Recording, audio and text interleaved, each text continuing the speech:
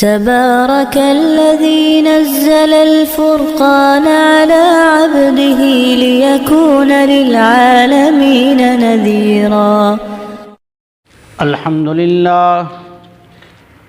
لله نحمده ونستعينه ونستغفره ونؤمن به ونتوكل عليه ونعوذ بالله من شرور أنفسنا ومن سيئات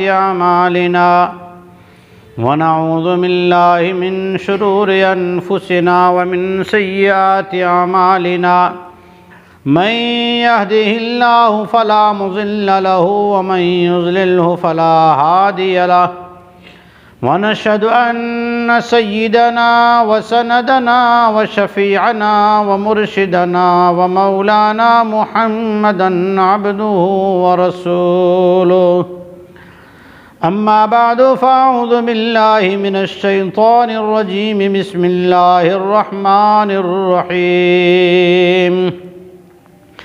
إذا سألك عبادي عني فإني قريب أجيب دعوة الداعي إذا دعاني فليستجيبوا لي وليؤمنوا بي لعلهم يرشدون.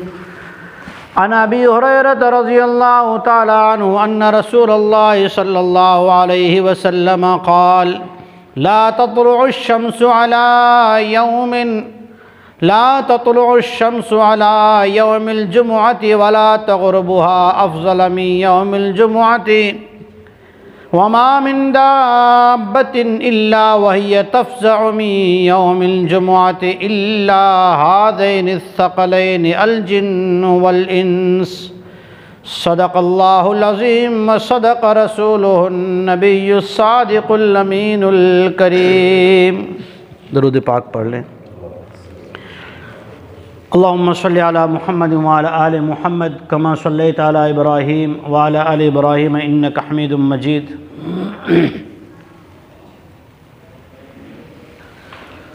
بزرگان محترم، نوجوان دوستو، قوم کے ذمہ داروں، اللہ تبارک و تعالیٰ نے ایمان والوں کو، مسلمانوں کو، بلکہ سارے بندوں کو جو عبادت عطا فرمائی ہے، بندگی، یہ بندگی کیوں دی ہے؟ یہ عبادت ہمیں کیوں ملی؟ نماز، روزہ، زکوٰۃ، وضو، تلاوت، ذکر، تسبیح، درود، استغفار، حمد، ثنا، تقدیس، تسبیح، تہلیل، کبھی تکبیر، کبھی صدقہ، کبھی للہ، کبھی عقیقہ، کبھی قربانی، کبھی نفلی، کبھی واجب. یہ ساری عبادتیں ملی کیوں؟ کبھی سلام و دعا، کبھی تہجد، کبھی چاشت، کبھی اوابین، کبھی اشراق، کبھی جمعہ، کبھی عیدین. یہ عبادتیں ملی کیوں؟ اللہ رب العالمین کو ہم نے پہچانا نہیں.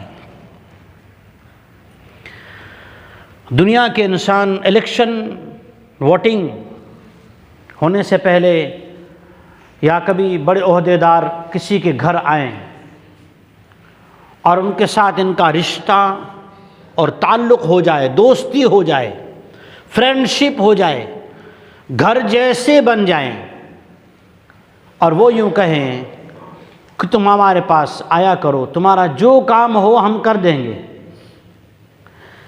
ہمیں صرف فلاں وقت میں اتنا کام کیا کرو، فلاں وقت میں اتنا کام، تھوڑا سا پرچار کرو.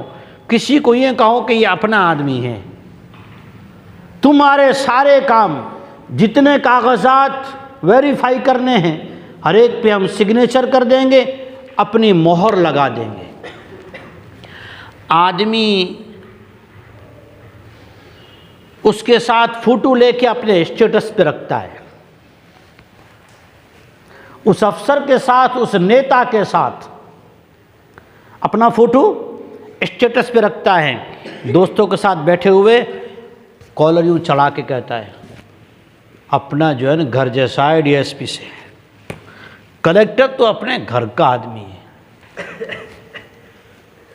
CM PM تو جیب میں لے کے گھومتا ہوں، ایسے دوست ہیں میرے۔ ایک مٹی کے پیدا ہونے والا عارضی انسان اپنا احسان تھوڑا سا کر کے اور اعتماد اور بھروسہ دلاتا ہے تو آدمی ایسا یقین کر لیتا ہے اور ایسا اس کی محبت میں اور اس کے فیور میں اور اس کے پکش میں، اس کی دوستی میں اور اس کے ساتھ تعلقات میں ایسا آدمی پھول جاتا ہے کہ بے خوف ہو کے جرائم بھی کرتا ہے اور بے خوف ہو کے رات میں بھی کرفیو ہو نا 144 بھی لگی ہو تب بھی باہر گھومتا ہے، صاحب پائوں ہے۔ اللہ رب العالمین نے بندوں کو عبادتیں دی، مجھے آپ کو بندگی دی، نماز دی، روزہ دیا، زکوٰۃ دی، اشراق، چاشت، اوابین، تہجد، تلاوت، ذکر، تسبیح، تحلیل، استغفار، جو بھی ذکر دیے اللہ نے دیے کیوں؟ کہ ہماری عبادتیں معنی رکھتی ہیں۔ فرشتے بھی عبادت کر رہے ہیں، اور کیسی عبادت کرتے ہیں؟ میری آپ کی اللہ نے پیدا تو عبادت کے لیے کیا، لیکن کر کیا رہے ہیں؟ فرشتے عبادت میں، کیسی عبادت فرشتوں کی؟ لا یعصون اللہ ما امرہم ویفعلون ما یؤمرون، جیسا حکم دیا، جتنا حکم دیا، جسے حکم دیا وہی کر رہے ہیں۔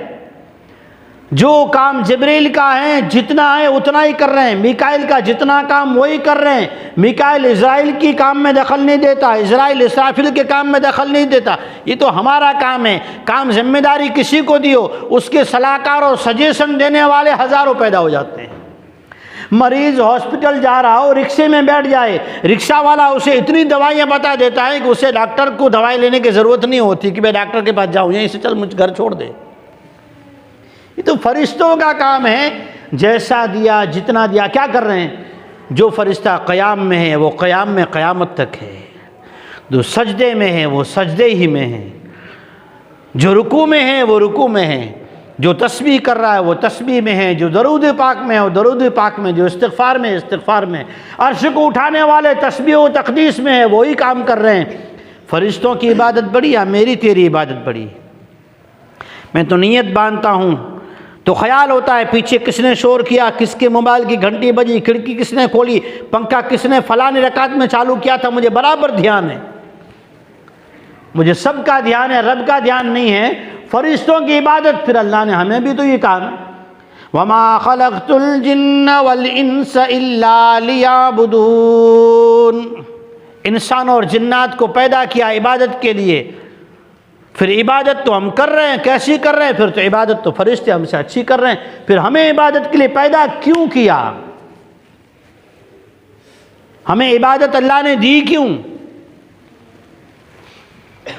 فرشتے عبادت کر رہے تھے اور اللہ خود کہہ رہا ہے عبادت کے لیے پیدا کیا۔ ابن قیم جوزی رحمۃ اللہ علیہ لکھتے ہیں کہ اللہ تبارک و تعالیٰ کا اور فرشتوں کا ایک معاملہ ہوا تھا۔ وَإِذْ قَالَ رَبُّكَ لِلْمَلَائِكَةِ إِنِّي جَاعِلٌ فِي الْأَرْضِ خَلِيفَةً، میں نائب بناؤں گا، میں خلیفہ بناؤں گا، انسان پیدا کروں گا، پھر انسان پر نوازشیں کروں گا، رحمتیں اتاروں گا، برکتیں دوں گا، انعام و اکرام کروں گا۔ باری تعالیٰ عبادت تو ہم کر رہے ہیں، قیام والا قیام میں، سجدے والا سجدے میں، رکوع والا رکوع میں، طواف والا طواف میں، عرش کا اٹھانے والا عرش کو اٹھانے میں، ہم سارے فرشتے عبادتوں میں مشغول ہیں، پلک جھپکنے کے برابر بھی نافرمانی نہیں کر رہے ہیں، پھر کیا مقصد ہے؟ ابن قیم جوزی رحمۃ اللہ علیہ فرماتے ہیں، ابن تیمیہ رحمۃ اللہ علیہ کا قول مولانا قاسم نانوتوی رحمۃ اللہ علیہ نے بانی دارالعلوم دیوبند نے نقل فرمایا کہ بندے کی عبادت فرشتوں کی عبادت میں دو فرق ہیں۔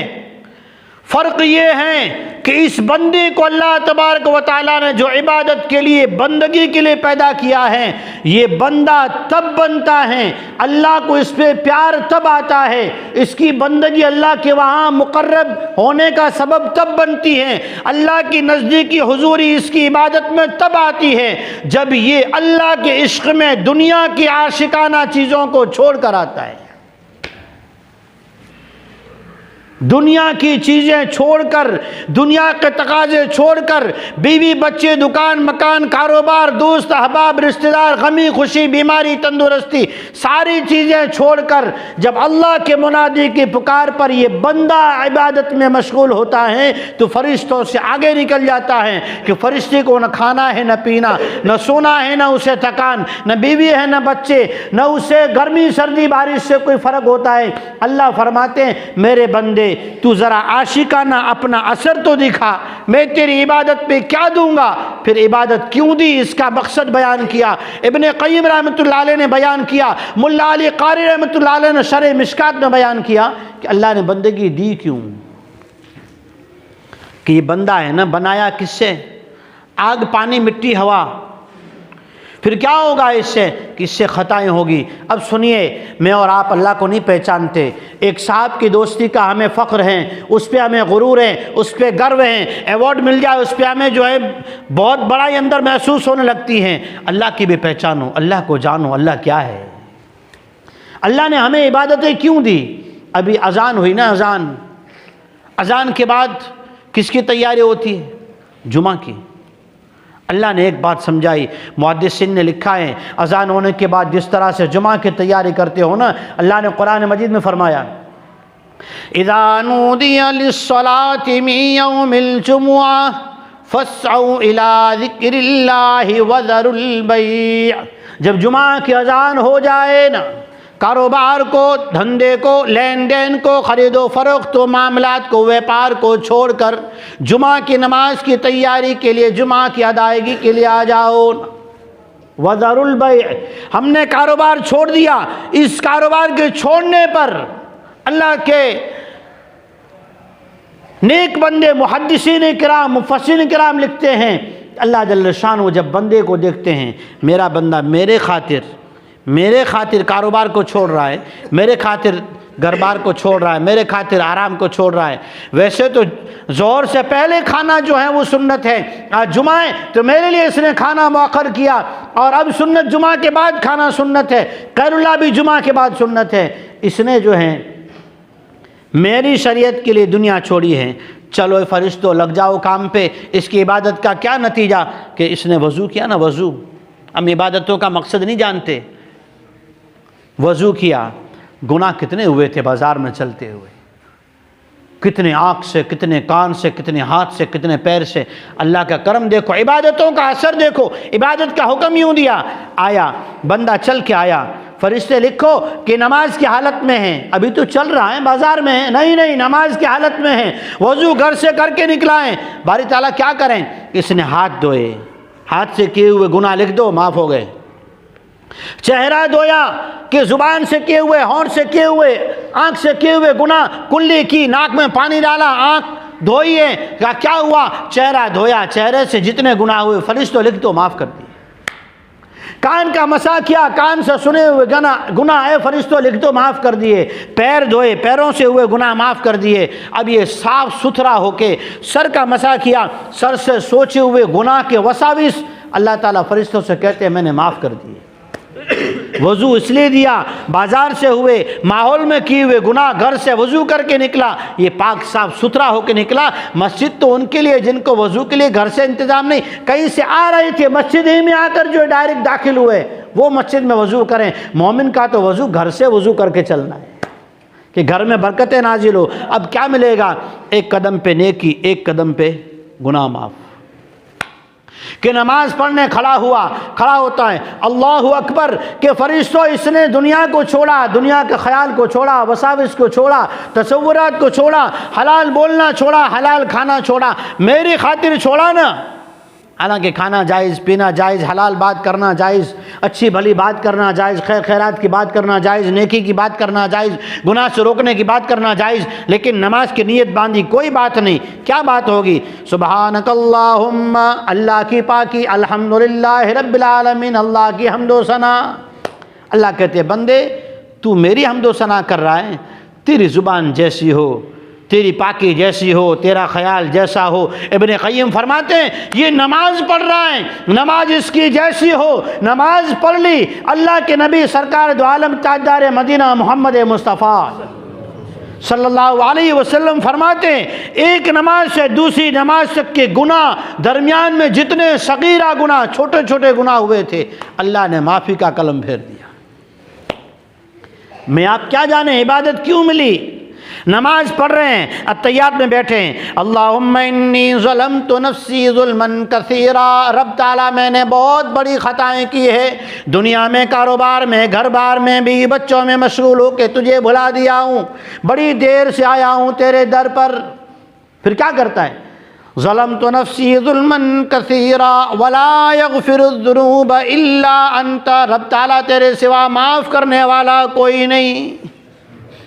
اللہ فرماتے ہیں فرشتوں یہ جانتا ہے میرے سوا کوئی معاف کرنے والا نہیں، جب یہ جانتا بھی ہے اقرار بھی کرتا ہے تو پھر گواہ رہنا میں نے اس کے گناہوں کو معاف کر دیا۔